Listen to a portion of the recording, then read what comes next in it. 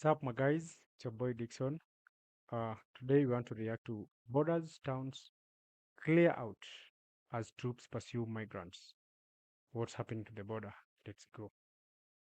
Of just 4 quiet hours on the border, one migrant was apprehended and fought back tears as he was met by 6 federal agents who were likely to kick him back to Mexico within the same day. So the US border looks very different now than it did just a few months ago when thousands of people per day were entering America. But that's changed, and many unlawful immigrants find they're outnumbered, quickly apprehended, and immediately returned to Mexico, which in some cases puts people in an even more desperate situation than they were before getting caught, as many have just given their entire life savings to smugglers for absolutely nothing. This is exclusive new video that shows migrants in Illinois leading police on a dangerous high-speed chase. That is a cornfield. Well, new Border Patrol data now revealing that migrant encounters have dropped dramatically since Trump took office. Now, despite the overall drop in numbers, smugglers are still finding ways to bring migrants in illegally. Estoy triste. Que no crucé. No pienso volver a salir de mi país porque quedé de verdad traumatizado con todo lo que pasé. In an interview with our partner Telemundo, Kevin Rodriguez says he was detained in Guantanamo for 14 days. There are still thousands of migrants in Mexico stuck in limbo. Smugglers in Mexico are capitalizing on the desperation of migrants and actually charging up to $18,000 just to be smuggled across the Rio Grande. Some of these illegal aliens, they spend all their money, all their savings, all their resources. I remember being down here nearly a year ago and seeing people desperate to get into the U.S. to get caught and then released. That's all over under this administration. There are now so many troops at the border, it's turning into a ghost town. But just a few months ago, nobody running our country would even admit we had the resources to do something like this and shut down the border in the first place. And for years, everyone said we had the most secure border in history, and that restricting it further was not just impossible, but possibly inhumane, as closing it would just mean desperate people with nowhere to go would wait indefinitely in the middle of the Mexican desert, which hasn't happened. In fact, many unlawful residents already inside America are voluntarily deporting themselves if they don't think their asylum applications will get approved. And all of this has created a situation at the border that just makes ICE's job easier, requiring less resources, not more. Because if the place is a ghost town, when someone does decide to cross, a rapid response can immediately take place. And by quickly arresting those who illegally enter the country and turning them back, a message is being sent to the entire world that America's front door is no longer unlocked. But that brings us to the real reason this border crackdown had to start as quickly and rapidly as it has. Over the last 4 years, the country has seen record illegal immigration. And closing the border is just the first step in getting the dangerous gang members and criminals out of our country for good. A process that could take a long time, as millions of people have recently entered America. And as we're learning, not everyone has come here with good intentions, with some of the world's most dangerous criminals and gang members doing whatever they can to hide in plain sight. Well, this was one of the largest operations we have seen yet. Around 90 illegal migrants were arrested. Border Czar Tom Homan joined that operation. He tells me it was phase 1 of a larger criminal investigation. Look at that, almost 100 people arrested in just one raid. And with none of these individuals having legal permission to be in the country, this reveals a huge problem. The border can't just be shut down, it needs to be shut down while enforcement ramps up inside the United States. And as you're about to see, people who are particularly dangerous could end up in America's most controversial detention center. Now we're hearing for the first time about the conditions inside the military base turned detention center. In an interview with our partner Telemundo, Kevin Rodriguez says he was detained in Guantanamo for 14 days. Now reunited with his family in Venezuela, he recalls spending days stuck inside a 9-by-6-foot cell. Habían hasta telaraña, estaban en muy mal estado esa celda. Eso era lo que más me preocupaba, cuánto tiempo iba a estar ahí, cuánto tiempo iba a estar mi familia. Okay, so here you have a guy who was detained at Guantanamo Bay, but not in the humanitarian relief center settings, but inside one of the actual cells, something that ICE says is reserved for people who they think are dangerous or are a higher level of offender in some regard. But it looks like he doesn't have plans to come back. Obviously, being deported is probably a frightening experience. And while he says the place he was in was dirty and not cleaned, every picture we get on the news looks like this. The place looks spotless. It looks nicer than a lot of jails in places like New York, that's for sure. But regardless, sentiments like these have a lot to do with why border crossings are down in the first place. If someone's going to be caught and there's a whole operation in place to quickly move you out of the country back to where you started, the whole idea of secretly entering America looks like a big waste of time, which is completely different than how it looked just a few months ago. The Post recently got the opportunity to ride along with Border Patrol agents in the El Paso, Texas sector, which spans both West Texas and New Mexico. In the span of just 4 quiet hours on the border, one migrant was apprehended and fought back tears as he was met by 6 burly federal agents who were likely to kick him back to Mexico within the same day. Okay, so this guy did what a lot of people do. He paid smugglers to help get into the country, but he was immediately caught and he's being immediately turned back. And he says that it cost him $7,000. That's a lot of money to throw down the drain, that's for sure. That could bankrupt somebody. And with the border now on total lockdown, with there being more agents there than there are people trying to get across, the idea of illegal immigration is now a bad one. Not only because it's an immediate waste of time and money, but also because if you enter the country illegally, you can no longer apply for asylum. And thus there is no more asylum crisis. It was his second attempt crossing the border, which just cost him $7,000 in smuggling fees to the coyotes or cartel operatives who helped him make entry. So he spent over 10 grand trying to get into the country and it hasn't worked out. I think you should just pity him and leave him there. Some of these illegal aliens, they spend all their money, all their savings, all their resources to make this illegal entry into the United States.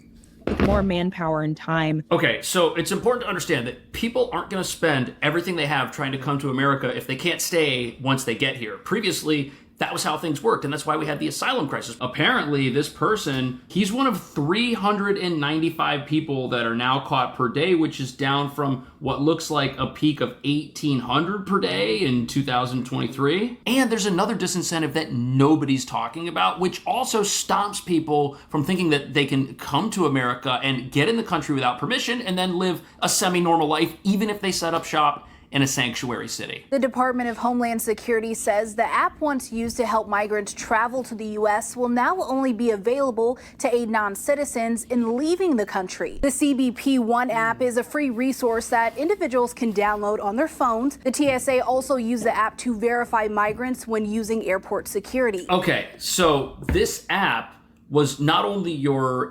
immigration documentation after you get apprehended at the border, what it also ended up being was your ID to get on a plane. But there's a huge problem with that. Because look at this, apparently when some people enter the United States and get apprehended, they don't bring their ID, they discard it, and border officials have to take them at their word. If they say that their name is John Smith, then that's what name goes into that paperwork, which then gets shown to the TSA and is someone's ID. And aside from the fact that this is a major security risk, letting people who have been unidentified on airplanes, this also means that people who might be living in a sanctuary city, like let's say New York, and might have been using this app to travel around the country, now they can't do that. Now they have to stay in one location until their asylum case finishes. And with all of these disincentives combined, the rapid deportation process, the impossibility of crossing a border that is staffed with armed troops, and now the inability to come here and kind of travel around the country however you'd wish, all of that together means people just aren't interested in coming here anymore. Look, it's empty. The smugglers trying to move people who are trying to get away from Border Patrol by going through these peaks and valleys of this mountainous area. Right here you can see there's actually a sensor. This is an artificial intelligence sensor that is used by Border Patrol to detect any of those runners so that they can alert agents. What a total 180. That's crazy. Look at that. Just people coming right up to the fence, Border Patrol overwhelmed. And tackled troops on their way. And you know why it's empty right now? It's because the people that might have done that a year ago now know that things will play out very differently. They won't get to stampede the border and then be released into America, which many of these folks were. In fact, some of the folks that were part of that stampede, what they had happen to them was their charges were dismissed. So they didn't suffer any consequences for hurting other people or tearing down border barriers. But if you try something like that today, you're going to get sent maybe to Guantanamo if the Trump administration thinks that you're dangerous, or you'll just be immediately turned back around and any money you spent is gone. And the main contributor to this was this Remain in Mexico policy, which was implemented in January of 2019, but was then canceled. What this policy said was that you can seek asylum, but you have to remain in the country that you're seeking it from. You can't enter America and then file an asylum claim and then wait here to see how that plays out. That's why we had the asylum crisis, because asylum seekers were now allowed to wait in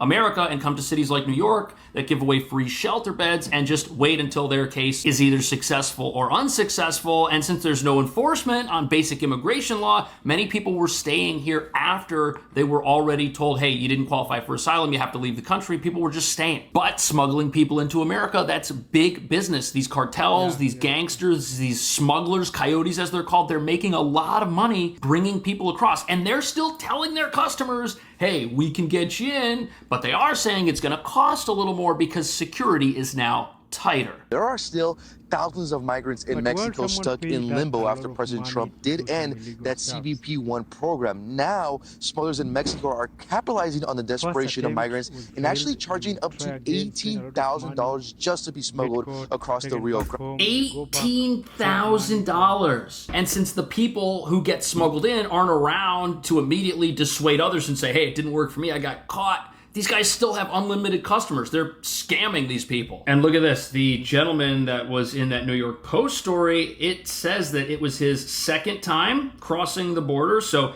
if he spent $7,000 each time, he's $14,000 in the hole and he hasn't made it. And even if he did, it's dubious what he would even accomplish being here, because you can't seek asylum if you've entered the country illegally. You can't do that anymore. The policy is now remain in Mexico. But that is not stopping the smugglers. We got the opportunity to ride along with Texas state troopers in the RGV area. This is an area that is seeing an uptick in smuggling, with migrants now trying to enter the U.S. undetected, while smugglers in Mexico are looking to make big bucks. Just within our first hour with Texas trooper Guadalupe Casares, he received an alert right away from a camera showing individuals entering the U.S. illegally and attempting to hide in the brush. Border Patrol agents and Texas National Guard troops also arrived on the scene. I followed Casares as he and BP agents cleared the brush, and the pursuit was on as they tracked the individuals' footsteps, eventually leading them to two Mexican nationals lying on the ground and attempting to hide from authorities. They do believe that the male in that purple hoodie that you're about to see in your video was... So these guys were hiding in a cornfield thinking that they could evade Border Patrol, but there's all this technology at the border right now. There's thermal cameras, there's drones, there are eyes in the sky, and look at this place. It's very flat. There's not a lot of areas to hide. It's not like a place where you've got caves and ravines. No, it's flat. They're catching people quickly. And with the border czar saying that anyone who gets caught entering the country illegally now will face a 10-year ban and can't come back, a lot of people are just deciding that, hey, this is not worth it. I'm not going to try to come in because then I may never get in. But these smugglers, they're still promising people that they can get them in. And they're not telling people that their legal pathways expire the second they break the law to come here. And now they're changing their tactics to try and get people through in ways that they did not attempt in the past. We got to see that firsthand. What was interesting is that under the Biden administration, smugglers would actually purposely move those migrant groups in areas that were heavily patrolled by Border Patrol agents. This would then overwhelm agents on the American side, drawing all those resources to focus on the migrants. Now, we're also noticing that smugglers are now moving in smaller groups, but now in areas that are less patrolled by either Texas troopers, National Guard, or Border Patrol agents, all three now working to deter those smugglers. Isn't that fascinating? In the past, the goal was to bring people into the country and get caught by Border Patrol, because then these folks would be paroled into the country itself because of the Remain in Mexico policy being canceled. But now that getting caught is basically the end of your journey. They don't want to get caught anymore. So now they're taking smaller groups. They're charging those people more money. They're trying to sneak around where border security might be. These AI-powered listening devices, cameras, the drones. That probably has a lot to do with why prices are now close to almost $20,000, according to this report. Texas DPS drones also playing a critical role when it comes to spotting smugglers. Here, they captured a raft in action as a smuggler attempts to move 3 Mexican nationals across the Rio Grande. As soon as those individuals did reach American soil, they were quickly apprehended while the smuggler actually paddled back to Mexico, likely looking to smuggle another group. We did also witness scouts on the Mexican side looking on, and that is pretty wild. So these guys in this raft, they smuggled people over. You can see them here entering the country. Those people immediately get caught, but as they're getting arrested, he's on his way back to Mexico to bring more people across who are just essentially getting turned over to Border Patrol, who says they're going to then have them back in Mexico within hours. That's insane. And I don't think people understand that once they come here, there is absolutely nothing that they're going to accomplish unless it is their goal to be here as a criminal. And that creates a very dangerous situation because people who do come here, they've got to come to a place like New York where they can get a fake ID or a copy of somebody else's ID, which they can pay for, and then work legally, illegally at a local business, tricking them into hiring them, or just work at a business that hires people who are here unlawfully and exploits them, underpays them. There is no room to come here and be otherwise law-abiding. People now have to fully subject themselves to the criminal underworld, and it's wrong for a country to have a system in place that empowers criminals. That just puts the law-abiding general public at risk. What do you think about that? Are all of these disincentives at the border and in sanctuary cities a good thing? Is that going to keep America, the general public, and law-abiding immigrants safe? Or is this what the activists are telling us? Is this the first step to some sort of mass roundup against people who may not speak English at home? Something activists are telling people out there, trying to stir up fear. Let me know. Thank you so much for watching. I will see you in the next video.